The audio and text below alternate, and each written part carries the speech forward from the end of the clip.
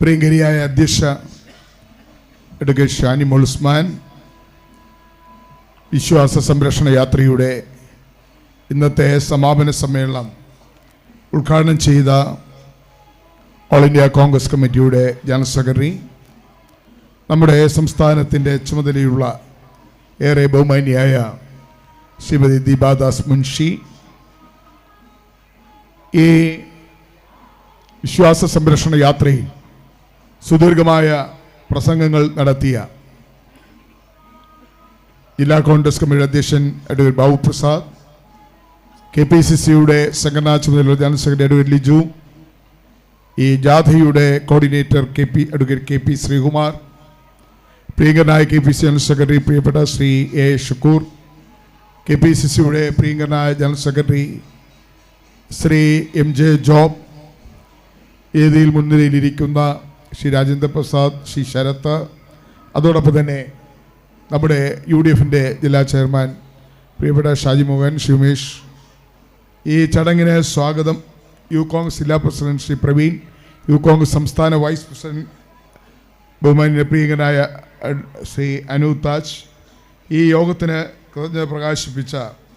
സ്വാഗതം ആശംസ ഏറെ പ്രിയങ്കനായ ബ്ലോക്ക് കോൺഗ്രസ് കമ്മിറ്റിയുടെ പ്രസിഡന്റ് ശ്രീ അസീസ് പായിക്കാൾ, മറ്റ് ഒട്ടനവധി നേതാക്കൾ വേദിയിലുണ്ട്. പ്രിയപ്പെട്ട നേതാക്കളെ, സുഹൃത്തുക്കൾ, സമയം വളരെ ബഹുമാനപ്പെട്ട അപ്പുചേട്ടൻ ഉൾപ്പെടെയുള്ള ഇതിൻ്റെ മുഖ്യ സംഘാടകർ ഉൾപ്പെടെയുള്ള സദസ്സിലിരിക്കുന്ന നേതാക്കളെ, വളരെ സുദീർഘമായൊരു പ്രസംഗത്തിന് ഞാൻ മുതിരുന്നില്ല. കാരണം ഇവിടെ സുദീർഘങ്ങളായ ഒട്ടനവധി പ്രസംഗങ്ങൾ നടന്നു കഴിഞ്ഞിരിക്കുകയാണ്.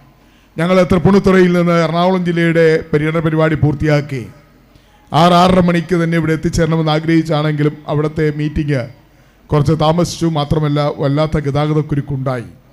അരൂരിൽ കയറിയതിന് ശേഷം ഞങ്ങൾ അരൂക്കുറ്റി, പൂച്ചാക്കൽ, വടുതല, തൈക്കാട്ടുശ്ശേരി വഴി കറങ്ങിയാണ് ഇവിടെ വന്നത് എന്നുള്ളത് കൊണ്ട് അല്പം താമസിച്ചു വന്നു എന്ന കാര്യം ഞാൻ ഈ അവസരത്തിൽ അറിയിക്കുകയാണ്. എന്നാലും എത്താവുന്നതിൽ വെച്ച് ഏറ്റവും നേരത്തെ എത്താൻ കഴിഞ്ഞു എന്നുള്ളതാണ്. എങ്കിലും വളരെയധികം ആളുകൾ 4 മണി മുതൽ തന്നെ ഈ വിശ്വാസ സംരക്ഷണ യാത്രയ്ക്ക് ആവേശകരമായ സ്വീകരണം നൽകുവാൻ ഇവിടെ എത്തിച്ചേർന്നു എന്നറിഞ്ഞപ്പോൾ കോൺഗ്രസ്സുകാർ മാത്രമല്ല, ഈശ്വരവിശ്വാസികളായ, ദൈവവിശ്വാസികളായ മുഴുവൻ ആളുകളുടെയും പിന്തുണയും അതോടൊപ്പം തന്നെ അവിടെ എല്ലാം സാന്നിധ്യവും ഇവിടെയും ഉണ്ടായി എന്നതിൽ ഞങ്ങൾക്ക് അതിയായ സന്തോഷമുണ്ട്. കേരള പ്രദേശ് കോൺഗ്രസ് കമ്മിറ്റിയുടെ തീരുമാനപ്രകാരമാണ് ശബരിമലയിൽ ആചാര അനുഷ്ഠാനങ്ങൾ ലംഘിക്കപ്പെട്ടിരിക്കുന്നു. ശബരിമലയുടെ പരിപാവനത തകർക്കപ്പെട്ടിരിക്കുന്നു. ശബരിമലയുടെ പവിത്രത ഈ ഗവൺമെൻറ്റും ദേവസ്വം ബോർഡും കൂടി ഇല്ലാതാക്കിയിരിക്കുന്നു.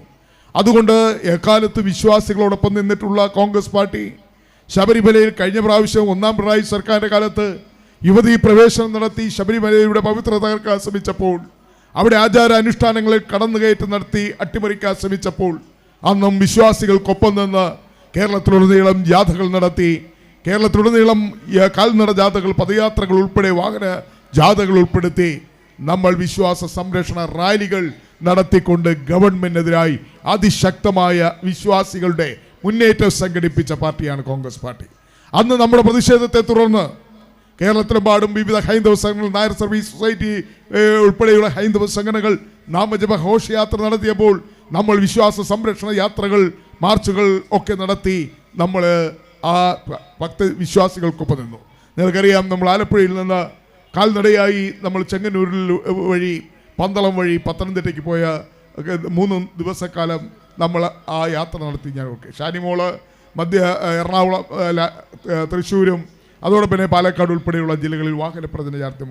അപ്പോൾ ഞാനിവിടെ സൂചിപ്പിച്ചത്, 1-ാം പിണറായി സർക്കാരിൻ്റെ കാലത്ത് യുവതീ പ്രവേശനം നടത്തി ശബരിമലയെ അതിൻ്റെ എല്ലാ ആചാരങ്ങൾ അട്ടിമറിക്കാൻ ശ്രമിച്ചപ്പോഴും അതിനെ ഗവൺമെന്റിനെതിരായി ശക്തമായ ബഹുജന മുന്നേറ്റം, വിശ്വാസികളുടെ സമൂഹത്തിൻ്റെ മുന്നേറ്റത്തിന് നേതൃത്വം കൊടുത്ത പാർട്ടി കോൺഗ്രസ്. ഇതാ 2-ാം പിണറായി സർക്കാരും ശബരിമലയിൽ കൈകടത്തിയിരിക്കുന്നു. ശബരിമലയുടെ പരിപാവനത തകർത്തിരിക്കുന്നു. ശബരിമലയെ കൊള്ള സംഘം, അല്ലെങ്കിൽ തിരുട്ട് സംഘം, അതല്ലെങ്കിൽ സ്വർണ്ണ കൊള്ള നടത്തുന്ന ഒരു സംഘമായി അവിടുത്തെ ഭരണാധികാരികൾ മാറിയിരിക്കുന്നു. ആരാണ് ഈ ശബരിമലയുടെ സ്വർണ്ണക്കള്ളക്കടത്തിന് നേതൃത്വം നൽകിയത്? തിരുവിതാംകൂർ ദേവസ്വം ബോർഡിന് ഇതിന് ഉത്തരവാദിത്വമില്ലേ? എന്തിനാണ് തിരുവിതാംകൂർ ദേവസ്വം ബോർഡ് തിരുവിതാംകൂർ ദേവസ്വം ബോർഡിന്റെ ഉത്തരവാദിത്വം എന്താണ്? ദേവസ്വം ബോർഡ് പ്രസിഡന്റും മെമ്പർമാരും ലക്ഷക്കണക്കിന് രൂപ ശമ്പളം വാങ്ങിക്കുന്നു, TA വാങ്ങിക്കുന്നു, DA വാങ്ങിക്കുന്നു. അവരുടെ ഉത്തരവാദിത്വം എന്താണ്? ക്ഷേത്രങ്ങൾ സംരക്ഷിക്കുക, അവിടുത്തെ ആചാരങ്ങളും അനുഷ്ഠാനങ്ങളിൽ ഒരു പോറൽ പോലും ഏൽക്കാതെ നോക്കി നടത്തുക, മറ്റമ്പലങ്ങളുടെ ദൈനംദിന പ്രവർത്തനങ്ങൾക്ക് മേൽനോട്ടം വഹിക്കുക എന്നല്ലേ തിരുവിതാംകൂർ ദേവസ്വം ബോർഡിന്റെ ഉത്തരവാദിത്വം? ബഹുമാനപ്പെട്ട ദേവസ്വം മന്ത്രി എന്തിനാണ്? ദേവസ്വം മന്ത്രി എന്ന് പറയുന്നത് ദേവസ്വം കാര്യങ്ങൾ കൃത്യമായി നടക്കുന്നുവോ, സുതാര്യമായി നടക്കുന്നുവോ എന്ന് പരിശോധിക്കാനും ആവശ്യമായ നടപടികൾ സ്വീകരിക്കാനുമല്ലേ ഇവർ ഈ ഉത്തരവാദിത്വങ്ങൾ നിർവഹിച്ചോ? നേരത്തെ ഒന്നാം പിണറായി സർക്കാരിൽ ദേവസ്വം മന്ത്രിയായിരുന്ന കടകംപള്ളി സുരേന്ദ്രനെതിരെ ആരോപണം ഉണ്ടായിരിക്കുന്നു. കടകംപള്ളി സുരേന്ദ്രന്റെ കാലത്താണ് ഈ സ്വർണ്ണക്കൊള്ള ആരംഭിച്ചത് എന്ന് റിപ്പോർട്ടുകൾ വന്നിരിക്കുന്നു, രേഖകളുണ്ടായി പുറത്തു വന്നിരിക്കുന്നു. അന്ന് ദേവസ്വം ബോർഡിന്റെ പ്രസിഡന്റായിരുന്ന ആരാണ്? N. വാസു. അതാരാണ്? CPM-ന്റെ സഹയാത്രികനാണ്, ട്രൈബ്യൂണലിലെ ജഡ്ജിയായിരുന്നു, കൊട്ടാരക്കരയിലെ ഒരു പഞ്ചായത്തിലെ പ്രസിഡന്റായിരുന്നു. അറിയപ്പെടുന്ന മാർക്സിസ്റ്റ് നേതാവാണ് N. വാസു. ആ വാസുവാണ് ദേവസ്വം ബോർഡ് പ്രസിഡന്റായിരുന്നത്. ഇന്നത്തെ പത്രത്തിൽ വന്നിരിക്കുന്നത് എന്താണ്?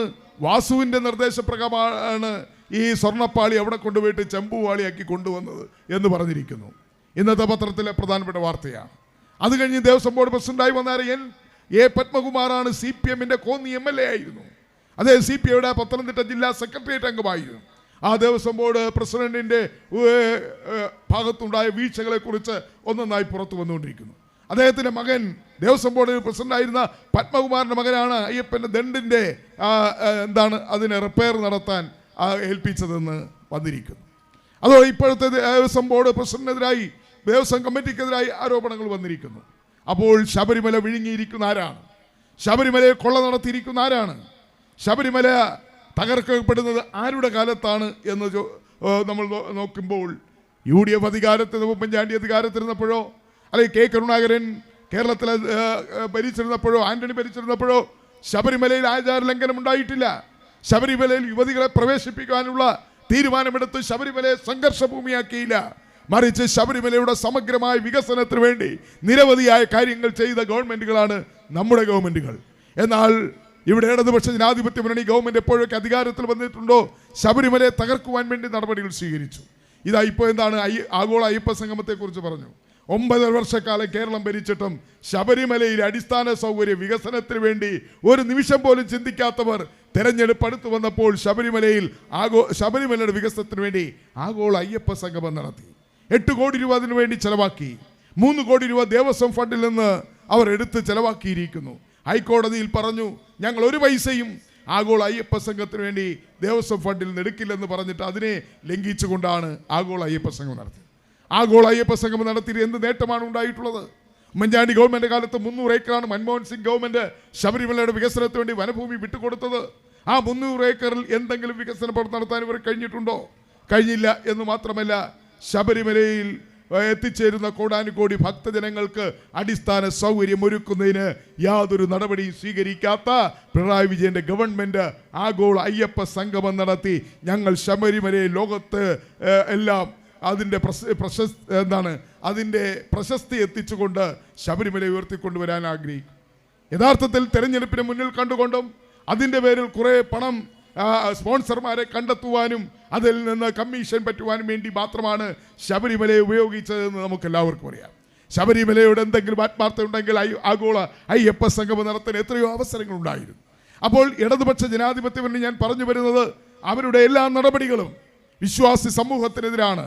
പ്രത്യേകിച്ചും ശബരിമലയുടെ പരിപാവനതയെ തകർക്കാൻ എന്തെല്ലാം ചെയ്യാൻ കഴിയുമോ അതെല്ലാം ചെയ്ത ഒരു ഗവൺമെൻറ്റാണ്, ഒരു ഭരണകൂടമാണ് ഇത് കേരളത്തിൽ അധികാരത്തിരിക്കുന്നത്.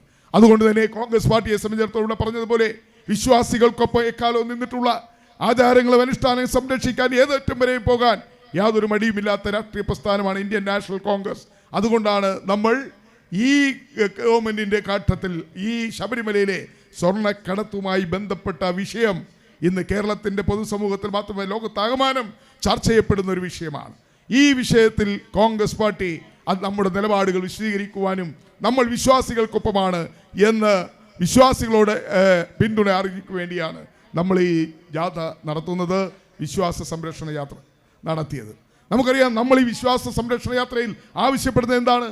നമ്മുടെ ഒന്നാമത്തെ ആവശ്യം ശബരിമലയിലെ സ്വർണ്ണക്കൊള്ളയുമായി ബന്ധപ്പെട്ട് ഇന്ന് നടക്കുന്ന അന്വേഷണങ്ങളിലൂടെ വസ്തുതകൾ പുറത്തു വരില്ല. വസ്തുതകൾ വെളിച്ചത്ത് വരണമെങ്കിൽ തിരുവിതാംകൂർ ദേവസ്വം ബോർഡിന്റെ വിജിലൻസ് അന്വേഷിച്ചത് കൊണ്ടായില്ല. അതുപോലെ തന്നെ സംസ്ഥാന ഗവൺമെന്റ് കോൺസ്റ്റിറ്റ്യൂട്ട് ചെയ്ത രൂപീകരിച്ച സ്പെഷ്യൽ ഇൻവെസ്റ്റിഗേഷൻ ടീം SIT അന്വേഷിച്ചുകൊണ്ട് സത്യം പുറത്തു വരില്ല. യഥാർത്ഥ വസ്തുതകൾ പുറത്തു വരണമെങ്കിൽ ആരാണ് കള്ളന്മാർ, ആരാണ് ഇതിന് ഗൂഢാലോചന നടത്തിയത്, ആരാണ് ഉണ്ണികൃഷ്ണൻ പോറ്റിക്ക് ഈ സ്വർണ്ണപ്പാളികൾ കൊണ്ടുപോകാൻ അനുമതി കൊടുത്തത്, അയാളെ ചട്ടം കെട്ടിയത് ആരാണെന്നറിയണം. ആരാണ് ദേവസ്വം ബോർഡ് പ്രസിഡന്റുമാർ, മെമ്പർമാര്, മന്ത്രിമാർക്ക് ഉത്തരവാദിത്വമുണ്ടോ? ആരാണ് ഇതിന് പ്രധാനപ്പെട്ട പ്രതി, ആർക്കാണ് പ്രധാന? അതിന് നമ്മൾ കോൺഗ്രസ് പാർട്ടി ആവശ്യപ്പെടുന്നത് ഹൈക്കോടതിയുടെ മേൽനോട്ടത്തിൽ CBI അന്വേഷണം നടന്നാൽ മാത്രമേ വസ്തുതകൾ പുറത്തു വരുത്തുകയുള്ളൂ. ഉണ്ണികൃഷ്ണൻ നമ്പൂതിരിയെ വിളിച്ച് ചോദ്യം ചെയ്തിട്ട് 3 ആഴ്ചയ്ക്ക് മുമ്പ് ഉണ്ണികൃഷ്ണൻ പോറ്റിയെ വിളിച്ച് തെളിവെടുപ്പ് നടത്തി. 1 മണിക്കൂർ തെളിവെടുപ്പ് നടത്തിയിട്ട് ഉണ്ണികൃഷ്ണൻ പോറ്റിയെ അപ്പം തന്നെ പറഞ്ഞു വിട്ടു. ഉണ്ണികൃഷ്ണൻ നമ്പൂരി അങ്ങനെ വിടേണ്ട ആളാണോ? ഈ വിഷയത്തിൽ 1-ാം പ്രതിസ്ഥാനത്തോ 2-ാം പ്രതിസ്ഥാനത്തോ നിൽക്കുന്ന ഉണ്ണികൃഷ്ണൻ പോറ്റി തെളിവുകൾ നശിപ്പിക്കാനുള്ള ആവശ്യമായ സമയം കൊടുത്തു. ഇന്നങ്ങാണ്ട് വീണ്ടും വിളിച്ചു വരുത്തിയിട്ടുണ്ടെന്നാണ് പറയുന്നത്.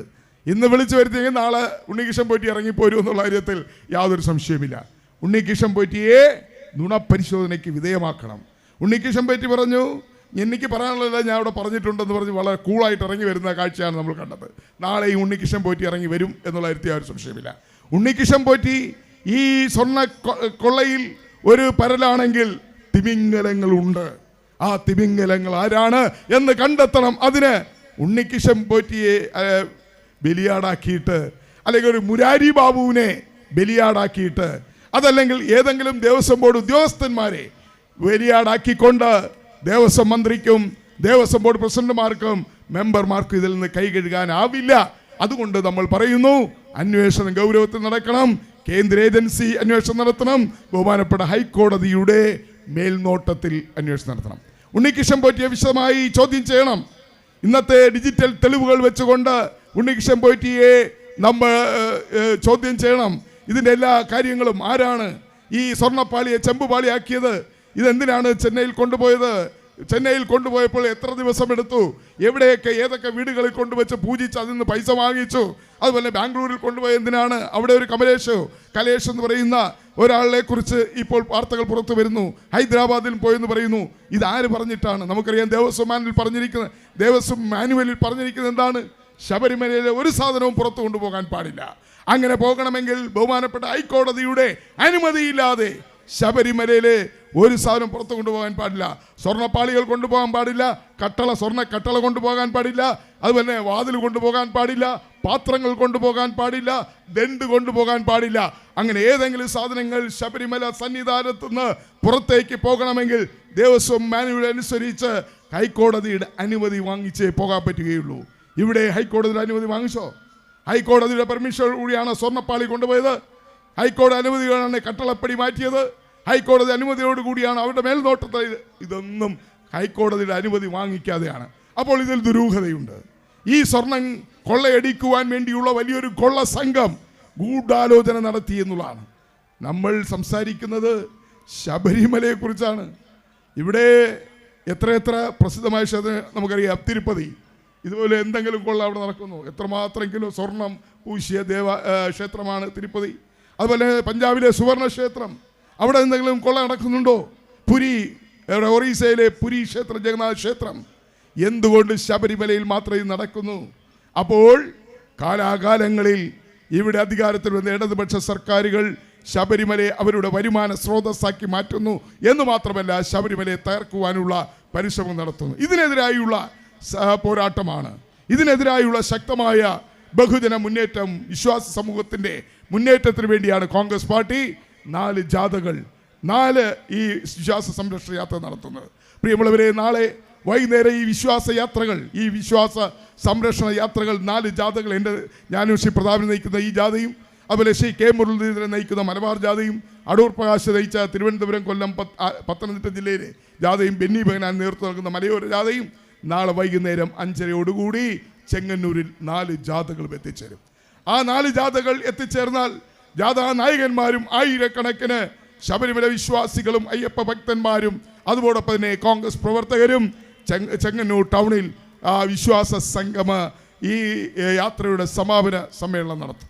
അവിടെ ബഹുമാനിയായ AICC ജനറൽ സെക്രട്ടറി വരുന്നുണ്ട്, അവിടെ KPCC അധ്യക്ഷൻ വരുന്നുണ്ട്, ഒട്ടനവധി കോൺഗ്രസ് നേതാക്കൾ വരുന്നുണ്ട്. പിറ്റേ ദിവസം 18-ാം തീയതി ഉച്ച കഴിഞ്ഞ് ചെങ്ങന്നൂരിൽ നിന്ന് 5 കിലോമീറ്റർ അപ്പുറത്ത് കാരക്കാട് നിന്ന് ആയിരക്കണക്കിന് ഐക്യജനാധിപത്യ മുന്നണി പ്രവർത്തകർ പദയാത്രയായി അയ്യപ്പൻ ജന്മം കൊണ്ട പന്തളം കൊട്ടാരത്തിലേക്ക് പോകുന്നു. പന്തളം കൊട്ടാരസ്ഥി എന്ന പന്തളത്തേക്ക് പോകുന്നു എന്ന് മാത്രമല്ല, അയ്യപ്പൻ്റെ തിരുവാഭരണം സൂക്ഷിക്കുന്ന പന്തളത്തിൻ്റെ പ്രാധാന്യം നിങ്ങൾക്ക് എല്ലാവർക്കും അറിയാം. ചെങ്ങന്നൂരിൻ്റെ പ്രാധാന്യം ശബരിമലയിലെ തന്ത്രിമാരുടെ ആസ്ഥാനമാണ് ചെങ്ങന്നൂർ. അപ്പോൾ ചെങ്ങന്നൂരിൽ നിന്ന് നമ്മൾ പന്തളത്തേക്ക് ആയിരക്കണക്കിന് വിശ്വാസികളും UDF പ്രവർത്തകരും പദയാത്രയായി പന്തളത്തേക്ക് പോകുന്നു. അവിടെ വൻപിച്ച പ്രതിഷേധ സംഗമം നമ്മൾ ചേരുകയാണ്. സർക്കാരിന് ശക്തമായ താക്കീത് നൽകുകയാണ്. ശബരിമലയിലെ സ്വർണം കൊള്ളയടിച്ച പിണറായി വിജയൻ്റെയും ഈ LDF സർക്കാരിൻ്റെയും CPM നേതാക്കന്മാരുടെയും പേരിൽ ശക്തമായ നടപടി സ്വീകരിച്ചില്ലെങ്കിൽ ഈ സമരം, ഈ പ്രക്ഷോഭം നമ്മൾ മുന്നോട്ട് കൊണ്ടുപോകും. വിശ്വാസികൾക്കൊപ്പം നമ്മൾ ഉണ്ടാകുമെന്ന് പ്രഖ്യാപിക്കും. അവിടെ പ്രതിപക്ഷ നേതാവ്, അതുപോലെ KPC അധ്യക്ഷൻ, മുൻ പ്രതിപക്ഷ നേതാവ് രമേശ് ജി, അതോടൊപ്പം തന്നെ AICCയുടെ സംഘടനാ ചുമതല ജനറൽ സെക്രട്ടറി KC വേണുഗോപാൽ, UDFിലെ മിക്ക എല്ലാ കക്ഷി നേതാക്കന്മാരുൾപ്പെടെയുള്ളവർ പന്തളത്തെ ആ വലിയ പ്രതിഷേധ സംഗമത്തിൽ പങ്കേരും. നിങ്ങൾക്ക് വരാം. ഇവിടെ നിങ്ങൾ ഈ വിശ്വാസ സംരക്ഷണ യാത്രയ്ക്ക് സ്വീകരണം നൽകിയതുകൊണ്ട് നിങ്ങൾക്ക് ചെങ്ങന്നൂരിൽ വന്നുകൂടുന്നില്ല. നിങ്ങൾ നിർബന്ധമായും പന്തളത്തെ പരിപാടിയിൽ പങ്കെടുക്കണം. ഇവിടെ നിന്ന് എല്ലാവരും അവിടേക്ക് എത്തണം. എങ്കിൽ മാത്രമേ അയ്യപ്പന് സന്തോഷമാവുകയുള്ളൂ. ഇവിടെ മാത്രം വന്നു പോയത് കൊണ്ടോ, ഇവിടെ മാത്രം ഷോൾ ഇട്ടത് കൊണ്ടോ അയ്യപ്പന് സന്തോഷം ഉണ്ടാവില്ല. അയ്യപ്പന് സംതൃപ്തി വരണമെങ്കിൽ നിങ്ങളെല്ലാവരും അവിടെ 18-ാം തീയതി ആ യാത്രയിൽ കൂടി പങ്കെടുത്ത് ശരണം വിളികളോടുകൂടി ആ യാത്രയിൽ പങ്കെടുത്ത് നമ്മുടെ 18-ാം തീയതിയിലെ സംഗമം, ഇതിൻ്റെ സമാപനം അത്യുജ്വലവും ആവേശകരവുമാക്കണം. അപ്പോൾ ഇവിടെ നമുക്കറിയാം BJP-കാരൊന്നും രംഗത്തില്ല കേട്ടോ. അവരെ കഴിഞ്ഞ അന്ന് ആ ശബരിമല യുവതീ പ്രവേശനത്തിൽ കേസിൻ്റെ നേതൃത്വത്തിൽ അവിടെ ബഹളം ഉണ്ടാക്കി, അടിയുണ്ടാക്കി, ലാത്തിച്ചാർജ് നടത്തി, കുറേ അഭ്യാസങ്ങളെ കാണിച്ച് നമ്മൾ കണ്ടു. പക്ഷേ ഇപ്പോൾ ശബരിമലയുടെ ഈ വിഷയത്തിൽ അടികൊണ്ടതും ലാത്തിച്ചാർജ് ഏറ്റതും ബഹുമാനപ്പെട്ട ദീപാദാസ് മുൻഷി പറഞ്ഞതുപോലെ നമ്മുടെ സഹോദരിമാരടക്കമുള്ളവരാ ജയിലിൽ പോയത്. എത്ര സ്ഥലത്താണ് ലാത്തിച്ചാർജ് നടന്നത്, എത്ര സ്ഥലത്താണ് ടിയർ ഗ്യാസ് പ്രയോഗം നടത്തിയത്, എത്ര പ്രാവശ്യമാണ് ജലപീരങ്കി ഉപയോഗിച്ചത്. തിരുവിതാംകൂർ ദേവസ്വം ബോർഡിലേക്ക് മാർച്ച് നടത്തി, മുഖ്യമന്ത്രിയുടെ വീട്ടിലേക്ക് മാർച്ച് നടത്തി, ദേവസ്വം മന്ത്രിയുടെ വീട്ടിലേക്ക് മാർച്ച് നടത്തി, അതോടൊപ്പം ദേവസ്വത്തിൻ്റെ സബ് ഗ്രൂപ്പുകളിലേക്ക് നമ്മൾ മാർച്ച് നടത്തി. കോൺഗ്രസ്സാണ് സമരരംഗത്തുള്ളത്. BJP-കാരൻ്റെ ഹിന്ദു പ്രേമമൊക്കെ വെറും കാപട്യമാണ് എന്ന് ഇവിടെ തെളിഞ്ഞിരിക്കുകയാണ്. വോട്ടിന് വേണ്ടിയുള്ള ഹിന്ദു സ്നേഹം മാത്രമേ ഉള്ളൂ. വോട്ടിന് വേണ്ടി മാത്രം BJP-കാരൻ കാണിക്കുന്ന ഹൈന്ദവ സ്നേഹമേ ഉള്ളൂ. യഥാർത്ഥത്തിൽ വിശ്വാസികൾക്കൊപ്പം നിൽക്കുന്നതും അത് ഹൈന്ദവ വിശ്വാസമായിരുന്നാലും ക്രൈസ്തവ വിശ്വാസമായിരുന്നാലും ഇസ്ലാം വിശ്വാസമായിരുന്നാലും ആ വിശ്വാസങ്ങളെ എല്ലാം സംരക്ഷിക്കപ്പെടുന്നത് ഇന്ത്യൻ നാഷണൽ കോൺഗ്രസ് ആണ് എന്ന് തെളിയിക്കുകയാണ്. നമ്മൾ വോട്ടിന് വേണ്ടിയല്ല ഈ വിശ്വാസ സംരക്ഷണ യാത്ര നടത്തുന്നത്. നമ്മൾ എവിടെയെങ്കിലും ഏതെങ്കിലും നേതാക്കൾ പറഞ്ഞോ അടുത്ത ഇലക്ഷന് നമുക്ക് വോട്ട് ചെയ്യണമെന്ന് പറഞ്ഞോ? ഇവിടെ ആരെങ്കിലും പറഞ്ഞോ? ഇല്ല. നമ്മൾ 10 വോട്ടിന് വേണ്ടിയല്ല ഈ വിശ്വാസ സംരക്ഷണ യാത്ര നടത്തുന്നത്. നമ്മൾ വരാൻ പോകുന്ന പഞ്ചായത്ത് ഇലക്ഷനും അതുപോലെ തന്നെ അസംബ്ലി ഇലക്ഷനും നമുക്ക് വോട്ട് കിട്ടാൻ വേണ്ടിയല്ല. അങ്ങനെ നമ്മൾ ആരെങ്കിലും എവിടെയെങ്കിലും സംസാരിച്ചിട്ടില്ല. ഈ യാത്രയിൽ ഒരിടത്തും ഈ തെരഞ്ഞെടുപ്പിൽ ഇത് ആയുധമാക്കണമെന്ന് നമ്മൾ പറഞ്ഞിട്ടില്ല. നമ്മളത് പറയത്തുമില്ല. കാരണം നമ്മൾ വളരെ ഭക്തിയാദരപൂർവം അയ്യപ്പനെ അപമാനിച്ച, ശബരിമല ക്ഷേത്രത്തെ കൊള്ളയടിച്ച ഈ കാപാലികന്മാർക്കെതിരെ, ഈ കാട്ടുകള്ളന്മാർക്കെതിരെ ഉള്ള നമ്മുടെ ഭക്തിയാദരപൂർവ്വമുള്ള വിശ്വാസ സംരക്ഷണ യാത്രയാണ്. ഇത് ഭക്തജനങ്ങൾക്കൊപ്പം നിൽക്കുന്ന വിശ്വാസ സംരക്ഷണ യാത്രയാണ്. ഇത് രാഷ്ട്രീയമില്ല, രാഷ്ട്രീയം പറയാനുള്ള യാത്രയല്ല. മറിച്ച് ശബരിമലയുടെ പ്രാധാന്യം എത്രത്തോളം വലുതാണ്. അതുകൊണ്ട് ലോകത്തിൻ്റെ വിവിധ ഭാഗങ്ങളെത്തുന്ന കോടാനുകോടി അയ്യപ്പ ഭക്തന്മാർ, അവർക്ക് വേദനയുണ്ടാക്കുന്ന, അവരെ വേദനിപ്പിച്ച ഈ സ്വർണ്ണ കൊള്ള, അതിൻ്റെ യഥാർത്ഥ വസ്തുതകൾ പുറത്തു വരണം. യഥാർത്ഥ പ്രതികൾ കൽത്തുറുങ്കിൽ അടയ്ക്കപ്പെടണം എന്നതാണ് കോൺഗ്രസ് പാർട്ടിയുടെ ആവശ്യം. അല്ലാതെ ഒരു തെരഞ്ഞെടുപ്പിനെ മുന്നിൽ കണ്ടുകൊണ്ടുള്ള ഒരു പ്രചരണമല്ല ഈ വിശ്വാസ സംരക്ഷണ യാത്ര. അതുകൊണ്ട് പ്രിയമുള്ളവരെ, ആലപ്പുഴയിൽ നമ്മുടെ പരിപാടി ഇന്ന് തുടങ്ങി. ഈ തുറവൂരിൽ വൻപിച്ച വരവേൽപ്പ് നൽകിയ അരൂർ, ചേർത്തല നിയോജകമണ്ഡലങ്ങളിലെ കോൺഗ്രസ് പ്രവർത്തകരെയും ജനാധിപത്യ വിശ്വാസികളെയും ഭക്തജനങ്ങളെയും ഞങ്ങൾ അഭിവാദ്യം ചെയ്യുകയാണ്. ജാഥയുടെ ക്യാപ്റ്റൻ എന്ന നിലയിൽ ഞാൻ നന്ദി രേഖപ്പെടുത്തുകയാണ്. നാളെ ആലപ്പുഴയിലും അമ്പലപ്പുഴയിലും ഹരിപ്പാടും കഴിഞ്ഞ് ചെങ്ങന്നൂരിൽ ഈ യാത്രകൾ സമാപിക്കുമ്പോൾ തീർച്ചയായും കേരളത്തിലെ 14 ജില്ലകളിലും ഈ വിശ്വാസ സംരക്ഷണ യാത്ര അതിൻ്റെ സന്ദേശം എത്തിക്കാൻ നമുക്ക് കഴിയും എന്ന കാര്യത്തിൽ യാതൊരു സംശയവുമില്ല. 18-ാം തീയതി പന്തളത്ത് നടക്കുന്ന സമാപനം, ആ സമാപനം കഴിയുമ്പോൾ, ആ സംഗമത്തിൻ്റെ സമാപനം കഴിയുമ്പോൾ അത് പിണറായി വിജയൻ ഒരു താക്കീതായി അമ്പലങ്ങളെ, അതോടൊപ്പം ആരാധനാലയങ്ങളെ കൊള്ളയടിക്കുകയും അവിടുത്തെ വിശ്വാസങ്ങളെയും ആചാരങ്ങളെയും അട്ടിമറിക്കാൻ ശ്രമിക്കുന്ന പിണറായി വിജയന് നൽകുന്ന ശക്തമായ താക്കീതായിരിക്കും 18-ാം തീയതി പന്തളത്ത് നടക്കാൻ പോകുന്ന ഈ സംഗമം എന്ന് ഒരിക്കൽ കൂടി നിങ്ങളെ അറിയിച്ചുകൊണ്ട് അതിൽ നിങ്ങളുടെ എല്ലാവരുടെയും സാന്നിധ്യം ഉണ്ടാകണമെന്ന് വീണ്ടും വീണ്ടും അഭ്യർത്ഥിച്ചുകൊണ്ട് ഒരിക്കൽ കൂടി ഞങ്ങളെ ആവേശകരമായി സ്വീകരിച്ച നിങ്ങളോട് എന്തെന്നില്ലാത്ത നന്ദിയും കടപ്പാടും അറിയിച്ചുകൊണ്ട് നിർത്തട്ടെ. നന്ദി, നമസ്കാരം.